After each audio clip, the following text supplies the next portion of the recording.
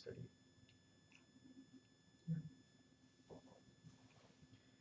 Hare Krishna. Today we'll be continuing the fourth chapter of the third canto, section 2, verses from 9 to 23. The title of the section is, or the title of the chapter is Vidura Approaches Maitreya.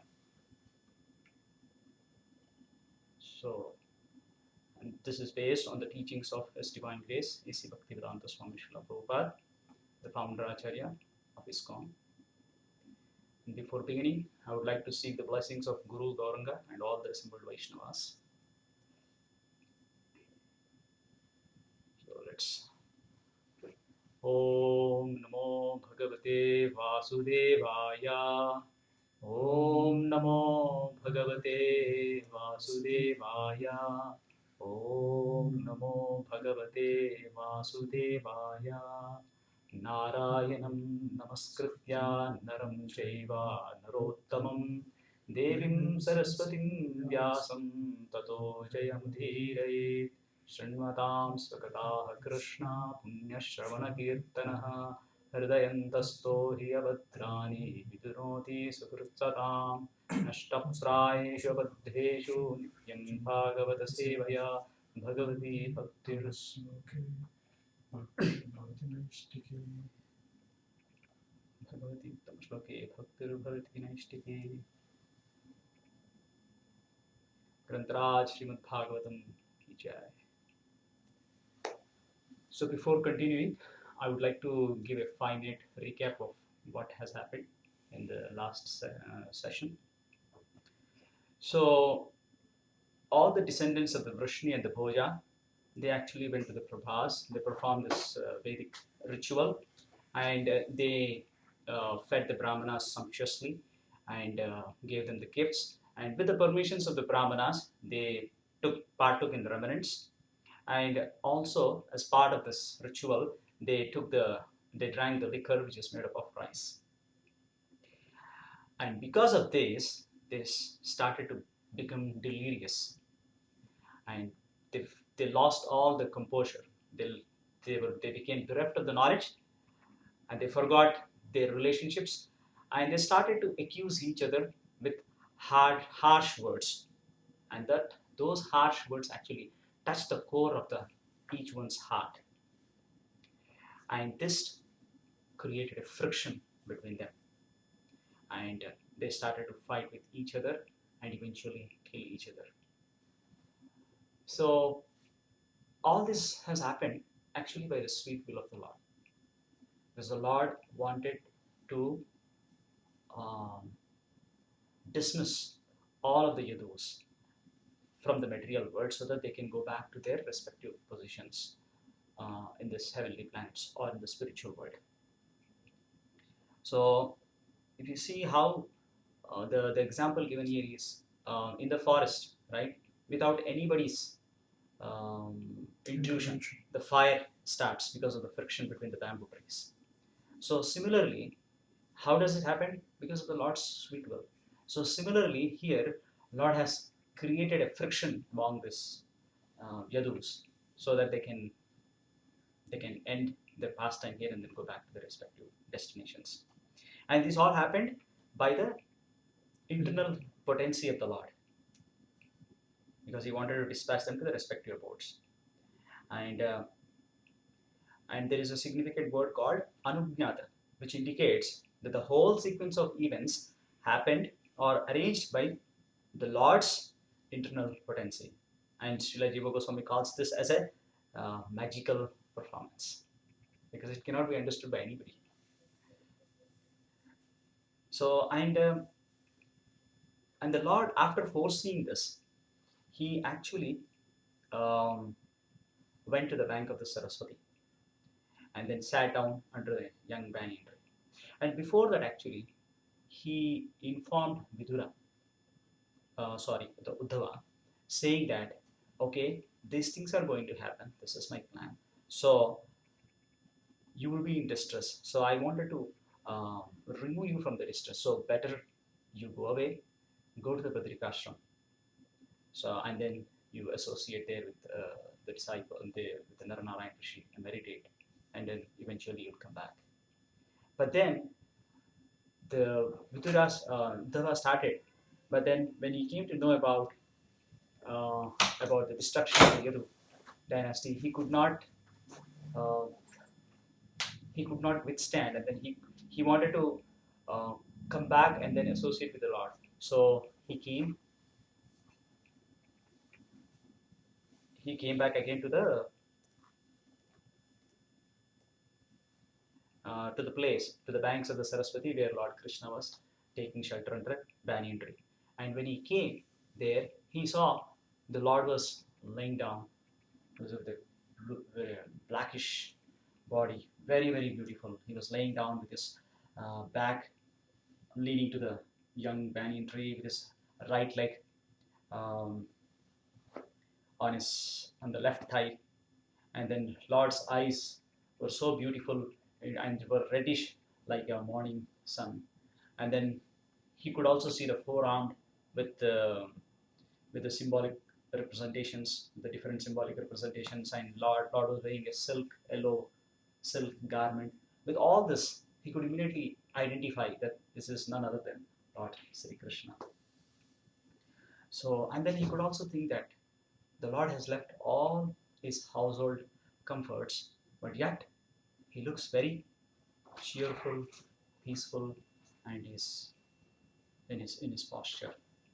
So I have registered for today's session, so is it Discord your live session or? There is no Discord also class. There might be something happening in the opposite room or downstairs. Okay, thanks. So this is the recap of the last session, which Paramananda Prabhu gave, verses 1 to 8. So now we will start the next session, and the theme of this section is Maitreya Muni arrives and Lord Sri Krishna instructs Uddhava.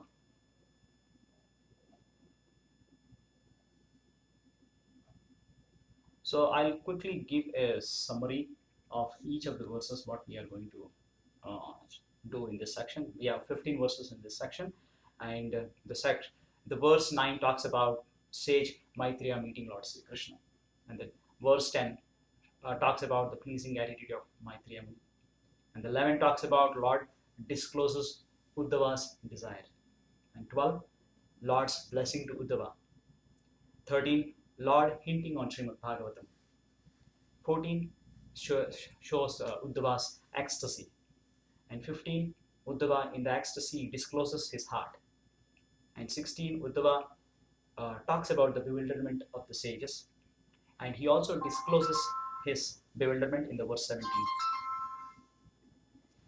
In the verse 18, Uddhava requests Lord Krishna to give the transcendental knowledge, which was spoken by the Lord to Brahmaji. In the verse 19, Lord instructs Uddhava about transcendental knowledge, basically his transcendental situation. And verse 28, Uddhava leaves Lord Krishna after receiving the transcendental knowledge. 21, Uddhava proceeds to Badrikashram. And 22, Uddhava gives, there is a description of what Badrikashram is. And 23rd, after hearing all these things from Uddhava, Vidura was overwhelmed with bereavement. And then later, with the dint of his transcendental knowledge, he tries to compose himself. So this is a quick overview of this section. Let us go to verse 9.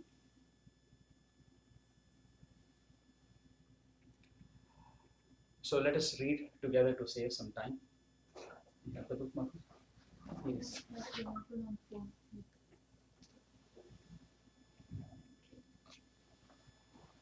So let us read the verse together.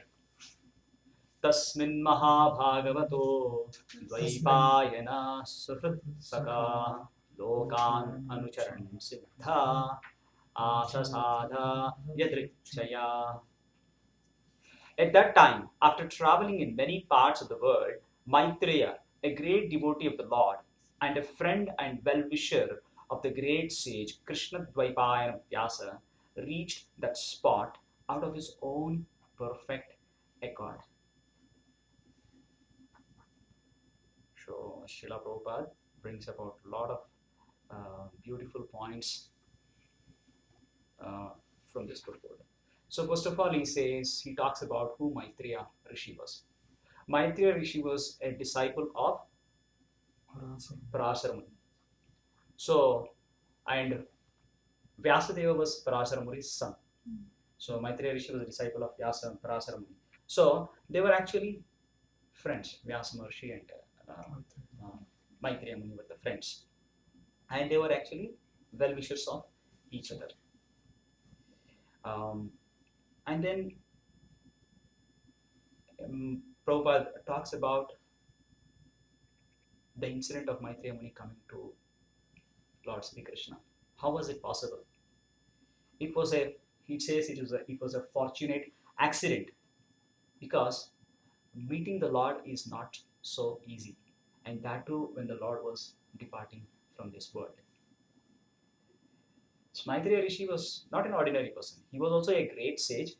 He was a very scholarly, was a philosopher, but he was not a pure devotee like Uddhava. So therefore, his meeting the Lord is not quite natural.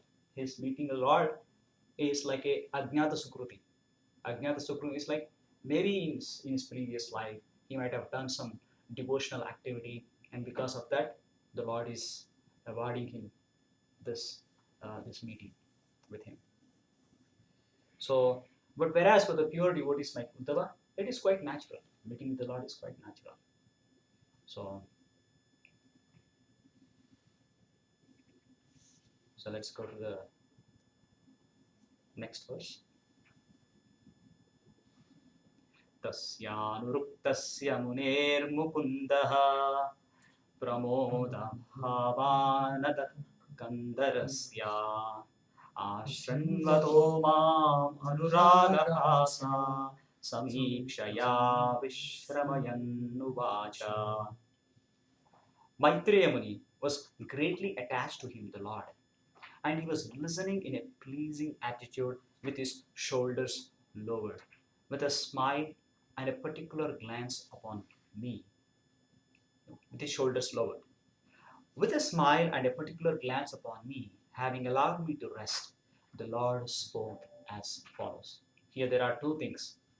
One is describing about how the attitude of Maitreya Muni.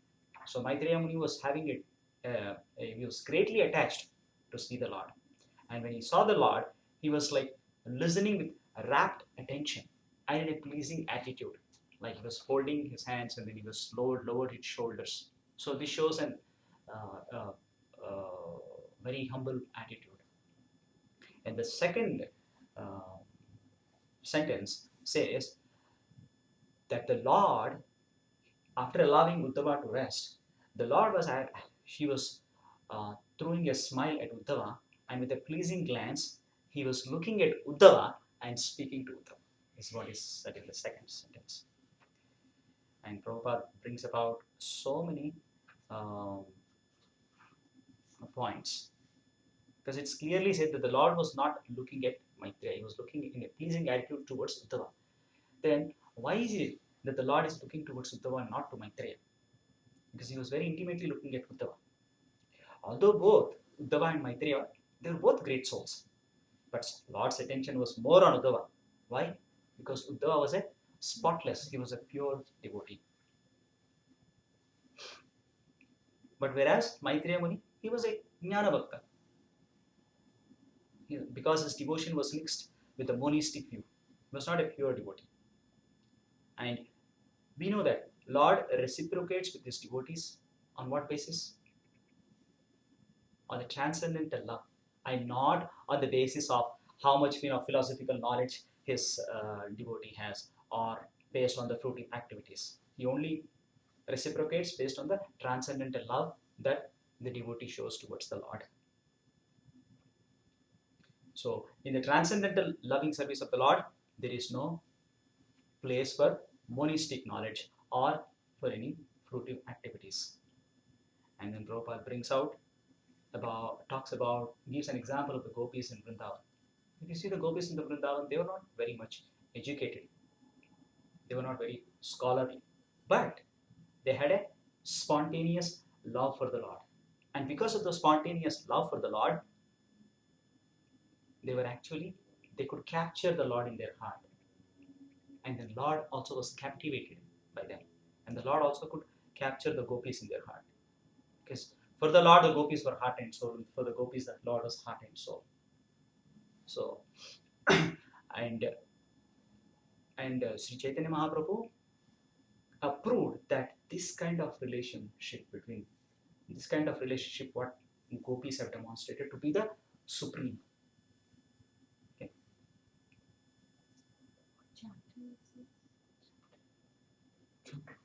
This is chapter 4, verses 11. So now the Lord is speaking to Uddhava.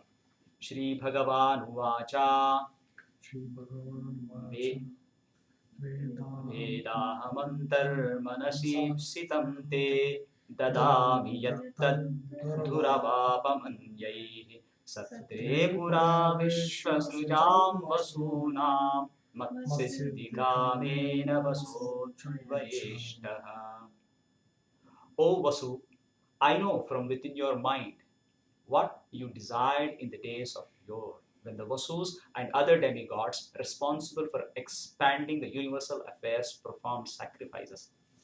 You particularly desire to achieve my association.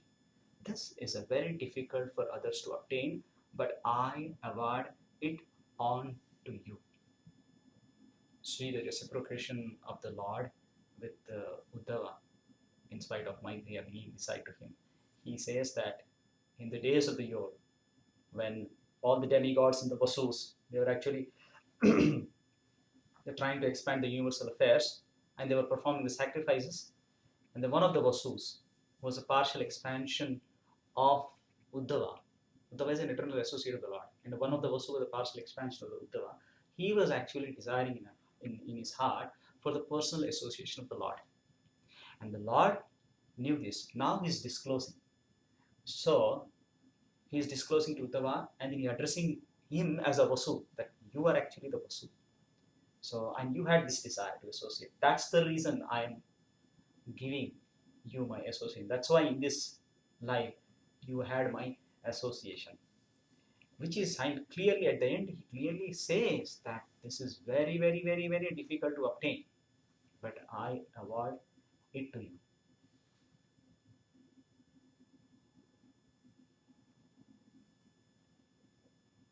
So Prabhupada clearly brings out who actually this Vasu was. Vasu says, Uddhava is one of the eternal associate, and Vasu was one of the 8 Vasus. He was actually a partial expansion of the Uddhava. Okay. So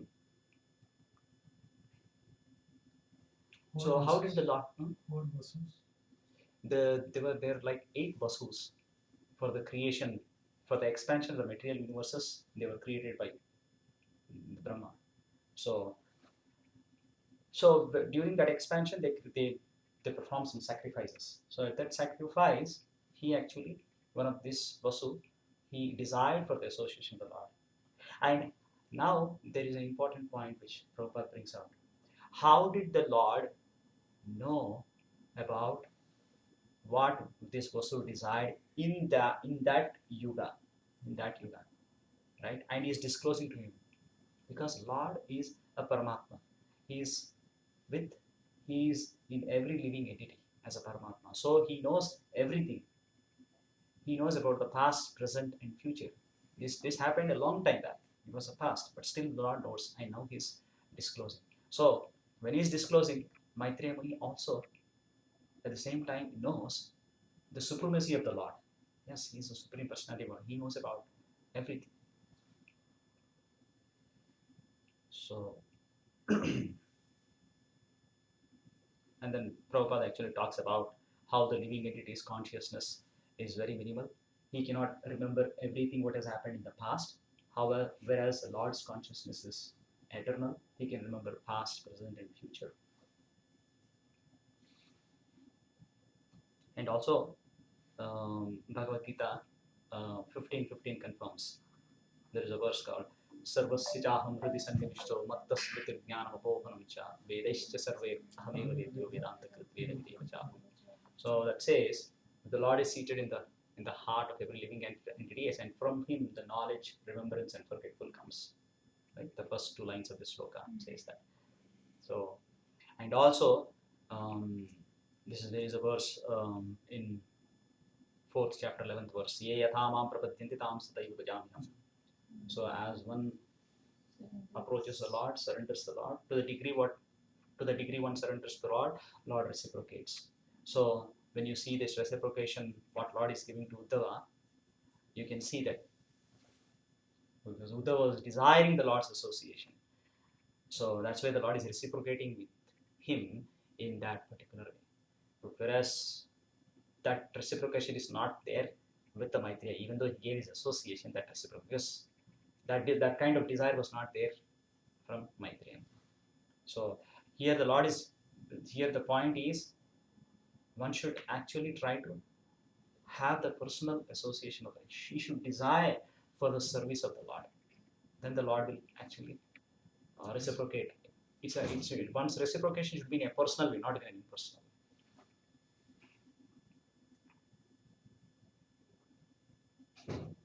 So, and then whatever a living entity cannot do anything on its own. What he can do is he can only desire. That's why Prabhupada brings out this point called man proposes and God disposes. Living entity can just, he has a liberty to just desire. He cannot act on his own. Beyond the desire, he cannot do anything. Only the Lord has to sanction. Only when Lord sanctions, that desires will be fulfilled.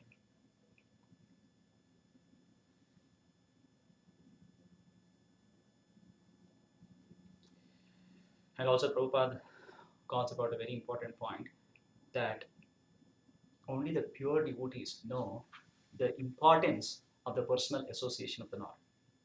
They know that that is the highest perfection of the life, whereas the impersonalists do not know about this.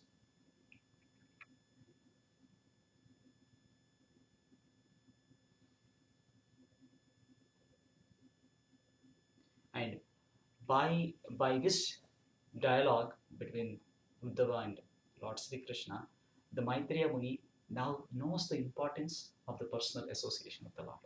So it is a one way Lord is trying to explain indirectly to Maitreya Muni that what is it is like the personal association of the Lord, because the personal association of the Lord is more important.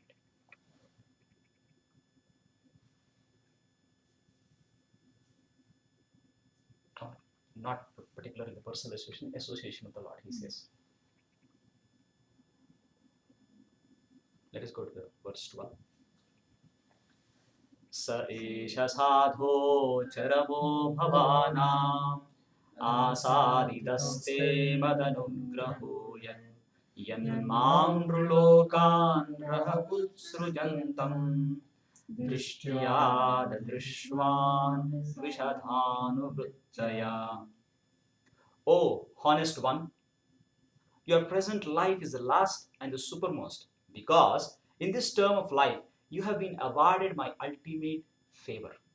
Now you can go to my transcendental abode, Vaikuntha, by living this universe of conditioned living entities. Your visit to me in this lonely place, because of your pure and unflinching devotional service, is a great boon for you.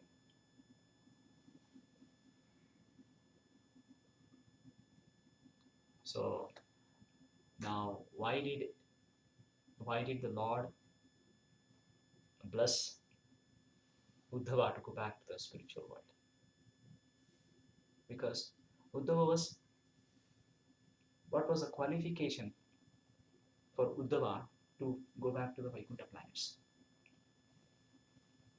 Prabhupada brings out a very nice point, because he was fully conversant with the knowledge of the Lord. He fully knows about the Lord. Whatever a perfect living entity can know in this material world, he fully knew about the Lord.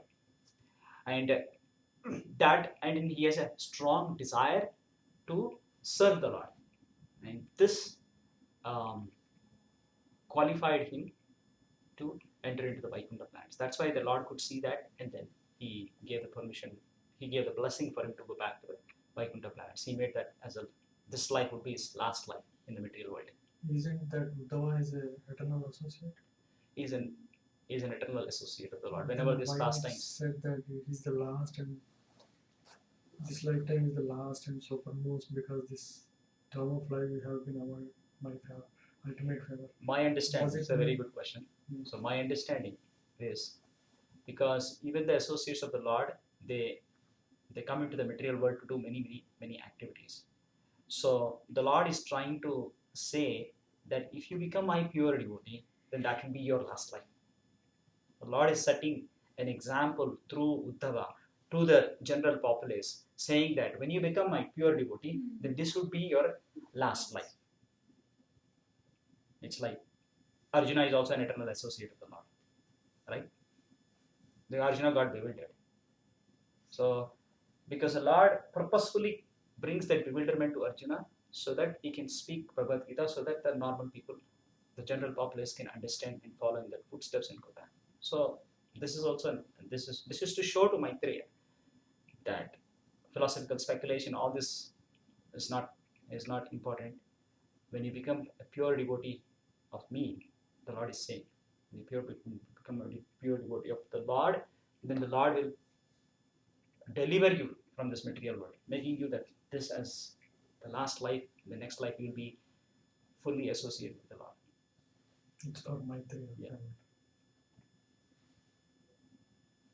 And Uddhava was fortunate. Why? Because he was able to see the Lord at the time of his departure.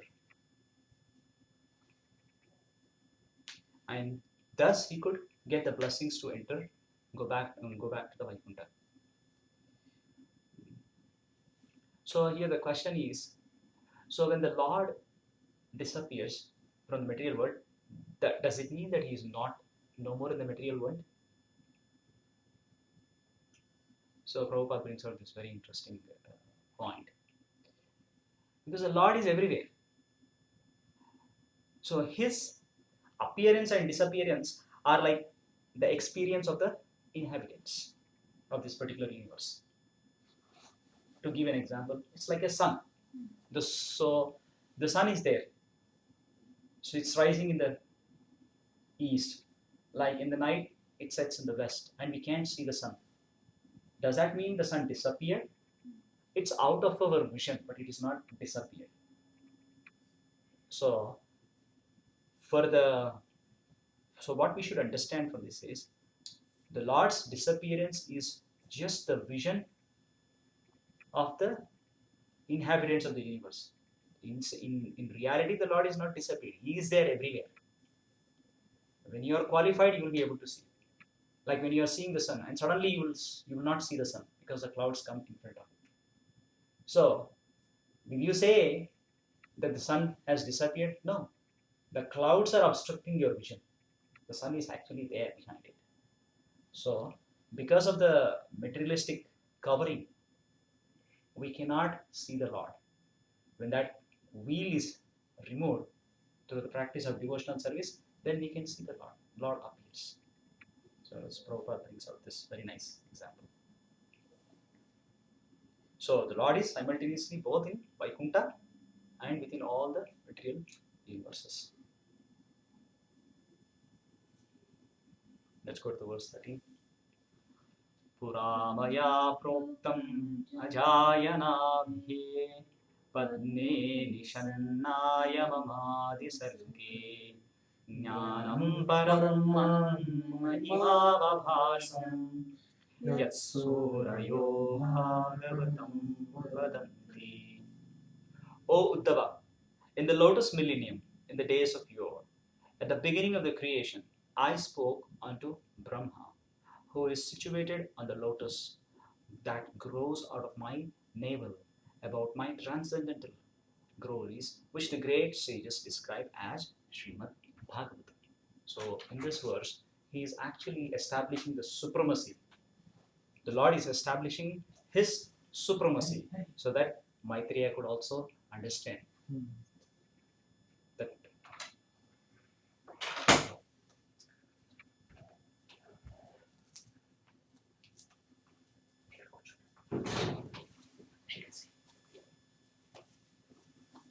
So, the explanation of the Supreme Self as given to Brahma and already explained in the second canto of this great literature is further clarified here.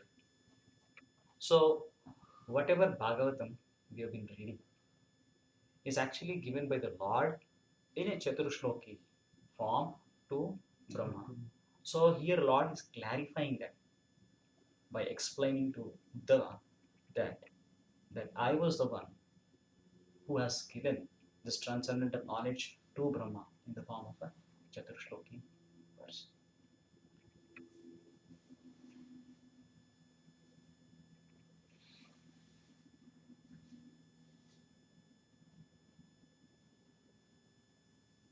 So, what is the result? And then this verse is nullifying the impersonal explanation of this 4 verse in the second canto is nullified here. So, if the Monis or the Mayavadis take these 4 verses and try to explain, bring out the impersonal meaning out of it, that is actually being nullified here again. Because Maitreya Muni is listening and he clearly, because Maitreya Muni also knows now that the source of everything is Lord Himself. From Him only everything. Vedaisa sarva ahameva vedyo vedanta krit veda videva chaham, as stated in Bhagavad Gita also. So the source of this Chaturshloki Bhagavad is also Lord. It is coming from the Lord. So you cannot derive any impersonalism from out of it. It is actually the personal form. So, and Sridhar Swami also comments the same thing. He says, the same concise form of Bhagavatam concerned the pastimes of the Lord Krishna was never meant for the impersonal intelligence. So we can see more about it in the next following verses. Go to the verse 14. What's the meaning of the previous statement? The same impersonal form, concise form of Bhagavatam concerned the pastimes of Lord Krishna. Yes, it was not meant for the impersonal intelligence. Okay. You cannot understand. Because ultimate goal of these 4 verses is what? Because the ultimate goal is one should be attracted towards the transcendental pastimes of the Lord. Because Srimad Bhagavatam talks about all the creation and everything, but in the end, one should get attracted to the form, to the name, form, qualities, and activities of the Lord. So where there is, when one gets attracted, there is no scope for the impersonal intelligence. Right? So I have many verses to cover, so let me go quickly. Iti adrito toptaha paramasya pumsaha प्रतिक्षणानुग्रहभाजनोऽहं स्नेहोत्तरो स्कलिताक्षरस्थं मुञ्चञ्चाञ्जलिर्भाभासे. Uddhava said, O Vidura, when I was thus favored at every moment by the Supreme Personality of Godhead and addressed by Him with great affection, my words failed in tears and the hairs on my body erupted. After smearing my tears, I, with folded hands, spoke like this. So this verse talks about the spiritual ecstasy of Uddhava, hearing to the words of Lord Krishna. Basically, those words were glorifying Uddhava and giving blessings to Uddhava. So let us go to the verse 15. Kondishate pada sarojabhajam sudurlabhodeshu chatushvraham tadapinaham prabhranomi bhuvan bhavarvaram bhojanishevanoshrah. O my Lord, devotees who engage in the transcendental loving service of your lotus feet have no difficulty in achieving anything within the realm of the four principles of religiosity, economic development, sense gratification, and liberation. But, O great one, as far as I am concerned, I have preferred only to engage in the loving service of your lotus feet. So here, by saying this, actually, Vidura is clearly, Uddhava is saying, because Maitreya was also there. When you see the monis or the impersonalists, their ultimate goal is what? To merge into the Brahmajyoti, liberation. So here Vidura is, Uddhava is clearly saying to the Lord that for the devotees, Dharma, Artha, Kama, everything will be there, and Moksha, ultimately liberation also will be there. It's easy to obtain. The Lord awards it. But he is saying his particular situation. He is saying, for me, I don't want any of this. I just want to serve you. That's what he's saying. For me, to engage in your loving service is a topmost sin. This actually is a lesson for the impersonalists. Because Maitreya is representing this. And then he could now see that on top, even there is something which is beyond the liberation. That is actually the transcendental loving service of the Lord. That is actually the topmost. That is what a pure devotee like Uddhava desires. So because, and then Prabhupada talks about the various liberations. Because we have 5 kinds of liberations. Sayujya, Sarupya, Salokya, Samipya, Sarupya. So in Prabhupada, in Sarupya, you have actually the same form as the Lord. In Salokya, you actually reside with the Lord. In Samipya, you actually are very close to the Lord. In this doing personal service. In Sarishti, you are having the same opulence of the Lord. And in Sayujya, which is not, you try to, seemingly it is not realistic, but you try to merge into the effulgence of the Lord. That means you exist in the effulgence of the Lord. But the impersonalists think that they merge, but then practically you just go and hang around in the effulgence of the Lord, which the devotees doesn't like to do that. They don't desire that one. So Prabhupada has given all this for our understanding, all this 5. He explained about these 5 liberations, and he says the devotees are not interested in any of them. Even the Lord awards all of these, but the devotees, pure devotees, are interested only to be in the service of the Lord. It doesn't matter where they are. It doesn't matter whether they are in the hellish planets, whether they are in the heavenly planets. Right? That's what Prabhupada calls out.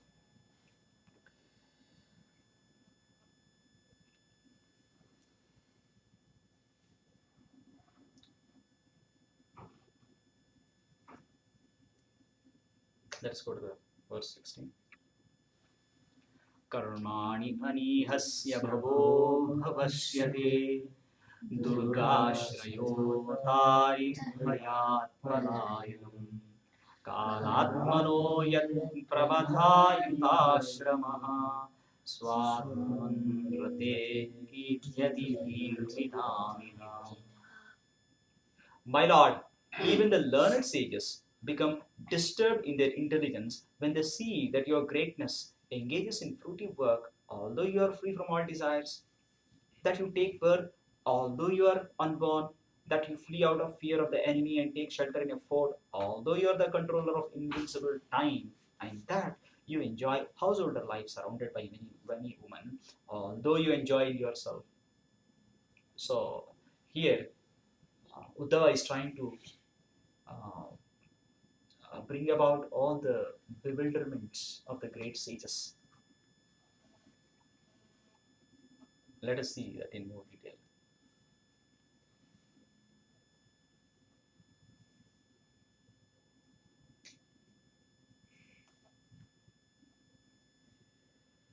So, in the purport, actually, Prabhupada brings about the characteristics of the pure devotee. He talks. So, the pure devotee is not much concerned about the philosophical speculation. He's only concerned about the transcendental knowledge of the Lord. And they are aware that it is not possible to obtain all the knowledge. It depends on the Lord, how much ever he discloses to us, only that much we can get. So whatever little knowledge they have about the Lord, with that they are self-satisfied and they perform the transcendental service toward the Lord.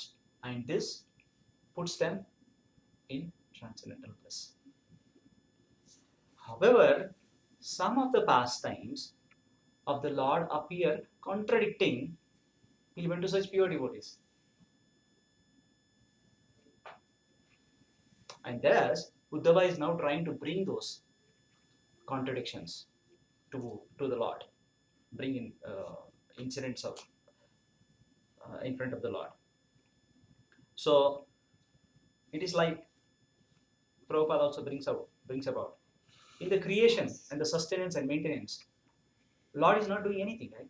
It's being carried out by his energies. If that is the case, then why does Lord has to hold the Govardhan hill with his hand? This seems contradicting for him. That Lord is personally lifting the Govardhan hill, whereas he is sustaining everything without being personally present there. Through his energies, he is sustaining the whole universe system. Why does Lord have to personally come and lift the Govardhan hill? He could have done with his energies. And and Uddhava is like his feelings are like he's having a doubt because the Lord is a supreme Brahman. He is absolute truth. He is a personality of Godhead, and he is appearing like a man. And whether he could do so many transcendental activities when he's appearing as a man, so he's having this doubt. How could he do? How could he live the Govardhan hill? How could he present? How could he be present simultaneously with so many gopis or with so many wives simultaneously in all his palaces?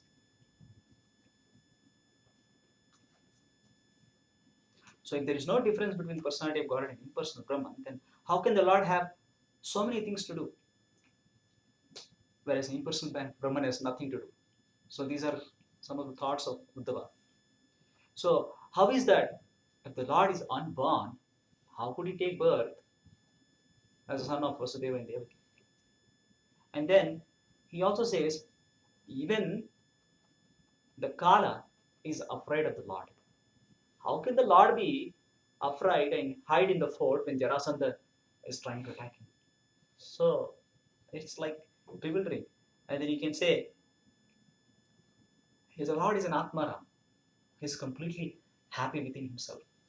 Then why does he has to engage with so many women for the pleasure?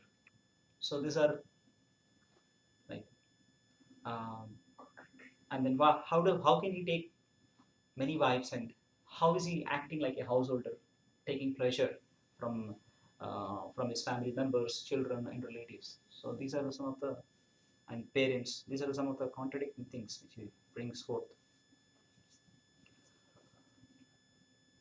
All these apparently contradicting happenings bewilder even the greatest learned scholars, who, thus bewildered, cannot understand whether inactivity is a fact or whether his activities are only an imitation. So this is the dilemma they fall into. Whether inactivity is a fault, is a fact. That means there is no activity. And what are all the activities that Lord has done is just a mere imitation. It's not real. So they get into this dilemma because of this all bewilderments. So now Prabhupada also brings out nice things about this contradiction. So what is the solution for these contradictions? So one thing what we should understand is whatever things are happening in this mundane world, when the Lord is enacting, those are not material. Those are actually transcendental. Lord has nothing to do with anything mundane. All his activities are transcendental, and they cannot be understood by mundane speculator. From material perspective, you cannot understand them. They are transcendental, and for us to understand, you have to be intranscendental. You cannot mentally speculate and understand. You have to be given the divine vision by the Lord to understand. And then this bewilderment is only for the, if you try to speculate, then only it is a bewilderment. But for the transcendental devotees, there is nothing astonishing in this.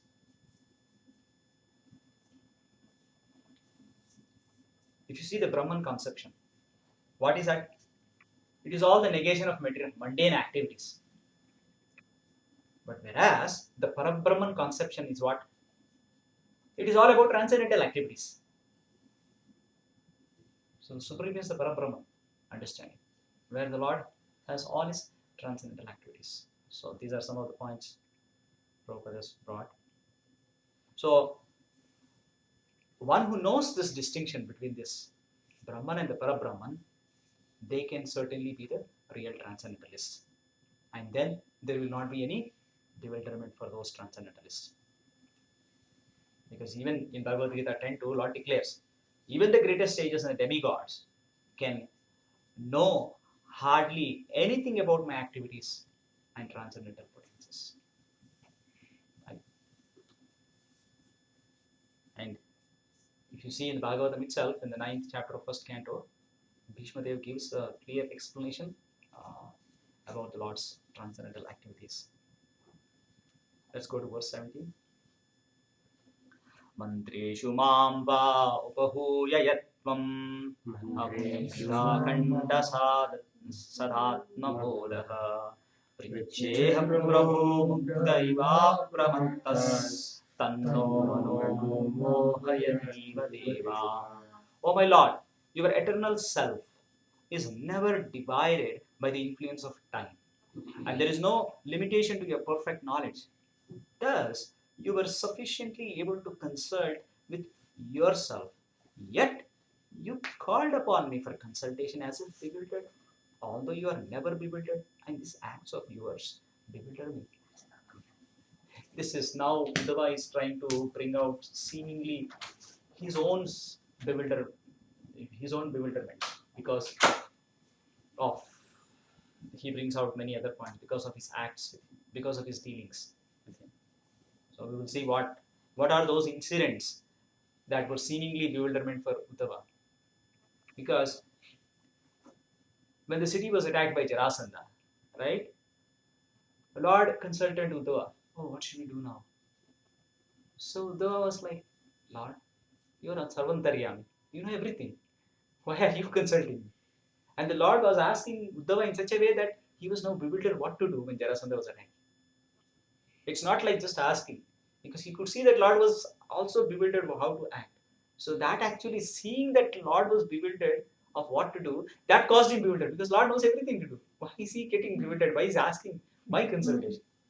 And the second thing was, whenever the Lord executed the great sacrifices as part of his royal duty as a Lord of Dwaraka, and then also he consulted Uddhava. So, and what was astonishing for Uddhava? Because the Lord was calling Uddhava to give him enlightenment, how to act. So that was very astonishing for Uddhava. So why was it astonishing? This now we discussed. Why was it astonishing for Uddhava? Because Uddhava knows the Lord knows everything. The Lord has no past, present and future because he is unhampered by the influence of the eternal time. And thus nothing is hidden from him. He is eternally self-intelligent. So he doesn't have to consult anybody. So that was the cause of his astonishment. Was really Uddhava bewildered? He was never bewildered. Because he knows there is a pastime of the Lord. But all this contradiction seemingly appear to be bewildering for everyone. So he brings out this point. It seemingly appears to be bewildering. He is not really bewildered, but he brings out that it seemingly appears to be bewildering to everyone. And then why does he bring out all these points? For the ultimate benefit of Maitreya, who was sitting beside. So that means one cannot understand all these things unless you become a pure devotee of the Lord. That's what is the lesson Maitreya Muni is learning there. Because even though there are so many seemingly contradictory things, one can get bewildered. But when you become a pure devotee of the Lord, then you won't be bewildered by this. So, and Prabhupada clearly writes also, and he says, Although all these activities appear to be contradicting, in fact, in reality, there is no contradiction. So, but we may not be able to understand the difference, the contradiction. So he says, better we should not try to explain them, because we are not pure enough to explain them. When you become a pure devotee, you will understand that clearly.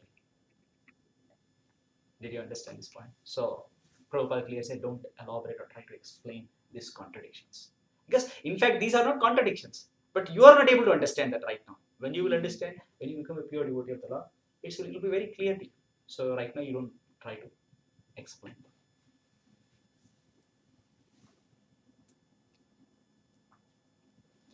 ज्ञानं परं सात्वं ज्ञानं परं स्वात्मः प्रकाशम् प्रोवाच कस्मै भगवान् समग्रम् अभिक्षमं no ग्रहणाय वदञ्जसा यद्वृजिनं तरेमा. My Lord, kindly explain to us, if you think us competent to receive it, that transcendental knowledge which gives enlightenment about yourself and which you explained before to Brahmaji. He's asking about. We'll quickly wrap up. 5 minutes. So, what was Uddhava's request here? To enlighten him with the knowledge of the Srimad Bhagavatam, which was given to Brahmaji. What was the actual reason behind the request of Uddhava? Does he have any material afflictions? Because what was Brahmaji's? Why did Brahmaji meditate? Because he had a desire, a strong desire for the creation. And when Lord Krishna spoke about the Chaturshloki Bhagavatam, then he was able to create all these things. But there is no material infliction for Uddhava to ask this question. But the main thing, because he wanted that association of the Lord. The devotee feels afflicted without the association of the Lord. That's why he was asking the Lord to explain the transcendental glories of him, so that he can meditate of him and then be in the association of the Lord. So the constant remembrance of the Lord's activities keeps the devotees alive. That's why he's asking about the Lord to explain his transcendental glories. And that's why Uddhava requested the Lord, please enlighten me with this transcendent knowledge of Srimad Bhagavatam. Okay, let's go to verse 19. Itiya vedita hattaya matyam sa bhagavan paraha adidesharandaksha atmanam paramam sthitim. When I thus expressed my heartfelt desire unto the Supreme Personality of Godhead, the lotus-eyed Lord instructed me about his transcendental situation. So this paramam sthitim, that is a transcendental situation. This is very significant in this one, because this paramam sthitim was not spoken by the Lord to Brahmaji. When the Lord spoke Chaturshloki Bhagavad Gita, he didn't explain this transcendental situation, the paramam sthitim. And what does this paramam sthitim comprises? What is it? It is actually the dealings of the Lord with his devotees who are engaged in the transcendental loving service. Those dealings, he didn't explain it. Those dealings that are actually exhibited in the Dwaraka and Vrindavan. So those he didn't explain to Brahmaji. So that is an extra thing what Uddhava was asking for, and the Lord is explaining. And when the Lord explained this to Uddhava, it was only meant for Uddhava, because Uddhava is asking Mahyam, unto me, please explain unto me. And when the Lord is explaining, it was only meant for Uddhava. Why was it not meant for Maitreya? Because only the pure devotees can relish that transcendental situation. Those who are in the mixed devotion, they cannot relish. So when the Lord explained his specific transcendental situation, it was meant only for Uddhava. Therefore, Uddhava particularly said Mahyam, although the great sage Maitreya was also there.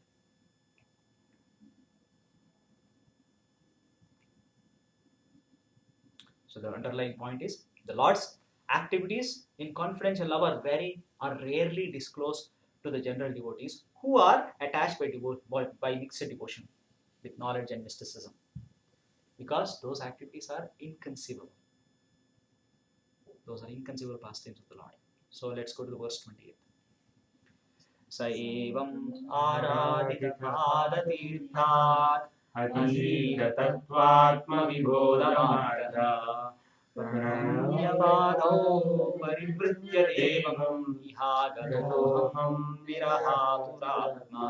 I have studied the path of understanding self-knowledge from my spiritual master, personality of God, and thus after circumambulating him, I have come to this place very much aggrieved due to separation. So Uddhava is continuing this.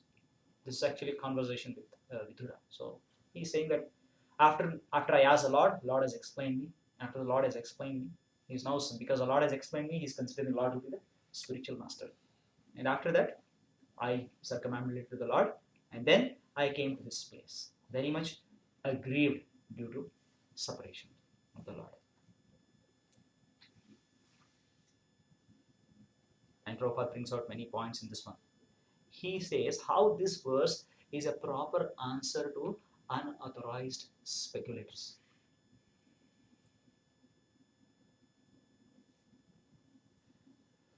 So Prabhupada says that even though the Chaturshloki was spoken to the Brahma, these Mayavadis, they actually take out a different meaning out of this Chaturshloki verses. But here, what happened to Uddhava after the Lord explained the Bhagavatam? Practically, he explained what he has explained to Brahmaji plus his transcendental situation. And what is the outcome of it? Uddhava he circumambulated the Lord, and he out of the, if you see the previous verse, out of the separation, right, was very much aggrieved due to the separation of the Lord. That means he has a transcendental feelings for the Lord. There is a personal feeling for the Lord. That is the outcome. But whereas the materialistic people, they screw out the impersonal meaning out of the Chaturshloki verses. That's why this is an answer. By looking at the outcome of what Uddhava did, this should be an answer to the materialistic people who are trying to screw out different meaning from this Chaturshloki verses. Or, the verses of Srimad Bhagavatam are purely theistic, understandable by the postgraduate students of Bhagavad Gita. So, what is this unauthorized dry speculators do? They try to offend the lotus feet of Lord Sri Krishna by by giving out a different purports for it and misleading the general public. And they are misleading the public. They are getting misled. Yeah, and then preparing a direct path to the hell, known as Andatamishra. So here, the Uddhavas, this life is a direct symbol of the Chaturshloki Bhagavatam. Right? And as confirmed in the Bhagavad Gita 16:20, such envious speculators are without knowledge and are surely condemned life after life. So there are a lot about Sripad Shankaracharya. I'll complete. Bro, give me 5 minutes. It is very important because misconception about Sripad Shankaracharya. So Lord Chaitanya Mahaprabhu also comments upon Sripad Shankaracharya. So Shankaracharya came to preach the philosophy, and there was a particular reason why he wanted to preach. He wanted to defeat the Buddhist philosophy of non-existence of the spirit soul. However, it was never meant for a perpetual acceptance. It was only for that period, and it was an emergency. That's why he preached. And then Shankaracharya, he accepted, in his commentary on the Bhagavad Gita, he accepted Lord Sri Krishna as the Supreme Personality of Godhead. And he did not dare write any commentary on the Srimad Bhagavatam. So, but however, the speculators, in the name of Mayavadi philosophy, they start to write unnecessary commentary on the Chaturshloki verses. So,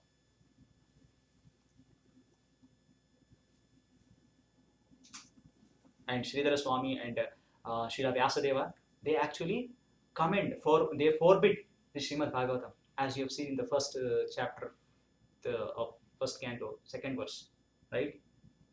So in the verse also, how does it verse start with? Dharma projita kaitavotra paramo. So Dharma projita kaitavotra paramo natsarana. So that means it is like, yes. So it is not for the materialistic people. This is Kaitava Dharma. It is completely rejecting the Kaitava Dharma. So Sri Bhagavatam is forbidden by Vyasadeva and also Sridhar Swami for the monistic or the die speculators and persons who are engaged in the religious, economic development and the sense gratification and finally salvation.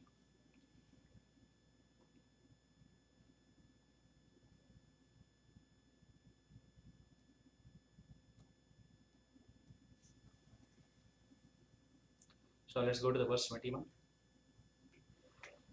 I am reading just the translations. My dear Vidura, now I am mad for want of the pleasure of seeing him. And just to mitigate this, I am now proceeding to Badrika Ashrama in the Himalayas for association as I have been instructed by the Lord. So, what are the characteristics again of a pure devotee? Constantly associates with the Lord in the double perception of simultaneously separation and meeting. You could see this from the life of gopis. So in Badrikashram it is Naranarayana form, it is not Krishna form. Badrika Narnara. No. The Lord instruct him to go and associate with Naranarayan Rishi in the Badrika Ashram. And not even for a moment they are unengaged in the transcendental service. That means every second they are engaged in the transcendental service. And execution of the Lord's service is a main occupation. These are the characteristics of pure devotees. And Uddhava's separation from the Lord was unbearable for him. And therefore he started to go towards Badrikashram because that was order of the Lord. And fulfilling the order of the Lord is not different from being in the association of the Lord. So as long as one is engaged in the execution of the orders, there is no factual separation from him. This is demonstrated by Uddhava here. Verse 22. I'll read the translation. There in Badrikashrama, the personality of Godhead, in his incarnation as a sage Naranarayan, has been undergoing great penance since time immemorial for the welfare of amiable living entities. And Prabhupada brings out the history of the Badrikashrama. It is in the Himalayas. It's a abode of the Naranarayan sages. It's a great place of pilgrimage for the Hindus. And even today, hundreds and thousands of Hindus go to that place. And even at that time, it was known. Because Uddhava was going. So it's very, very, very old. Because many people know. And it is very extremely difficult for the ordinary people to go. During summer times, maybe some people might go with a lot of inconvenience. But it's very hard to go. And Prabhupada also calls about the 4 dhams. Badrikashram, Rameshwaram, Jagannath Puri, and the Dwaraka Desh. Dwaraka, which represent the planets of the spiritual sky. Okay. Last verse. Srila Sukadeva Goswami said, after hearing from Uddhava all about the inhalation of the friends and relatives, the learned Vidura pacified his overwhelming bereavement by dint of his transcendental knowledge. So, what was the reason for Vidura's bereavement? Because Uddhava informed Vidura about the inhalations of his friends, relatives, well-wishers in the battle of Kurukshetra. That was one. And then he talked about the destruction of the Yadu dynasty, how all the Yadus fought among themselves. And also he said about the Lord's disappearance from this world. All of this hurled into bereavement. But since he was highly advanced in the transcendental knowledge, he was actually able to pacify himself, come out of this bereavement. So, is Vidura's bereavement astonishing? It's not astonishing, right? Because, as stated in Bhagavad Gita, because of our long association with the bodily relationships, there will be some bereavement. Let's say if somebody died on the road, you're not associated with them. There is no relationship. You won't be feel bereaved. But let's say somebody in your family, your children, family members die. Because of the long association with them, bodily attachment and relationships, bereavement will be there. But at the same time, because we know the knowledge of Bhagavad Gita, then we can compose ourselves. We can come out of the bewilderment. That's why he's saying this knowledge of the self is very, very important for us to come out of this bereavement. So, however, one has to learn the art of subduing such bereavement with higher transcendental knowledge.